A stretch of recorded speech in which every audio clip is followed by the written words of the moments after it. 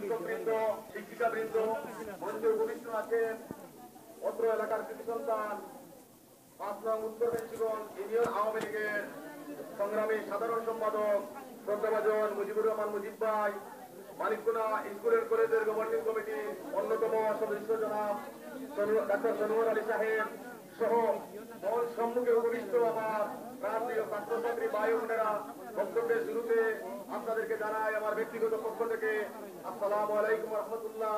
আপনারা সবাই জানেন আজকে 15ই আগস্ট জাতীয় শোক দিবস। 1975 সনের এই দিনে বাংলাদেশের এবং পাকিস্তানের কিছু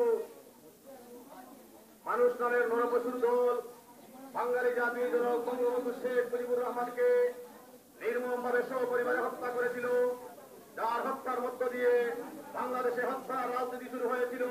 আমি প্রথমে শ্রদ্ধার সাথে স্মরণ করি 1975 সনের 15ই আগস্ট বঙ্গবন্ধু শেখ মুজিব সহ সপরিবারে যাদেরকে হত্যা করা হয়েছে, আমি তাদের বিজয়ী হত্যার মাগফিরাত কামনা করি। আপনারা সবাই জানেন বঙ্গবন্ধু শেখ মুজিবুর রহমান জন্মলগ্ন থেকে প্রায় 55 বছর এই জগতে বেঁচেছিলেন। এই 55 বছরের 12টি বছর উনি জেল এবং কারাগারের মধ্যে কাটিয়েছিলেন এই বাংলার মানুষকে সুখী সমৃদ্ধ করার জন্য, বাংলাদেশকে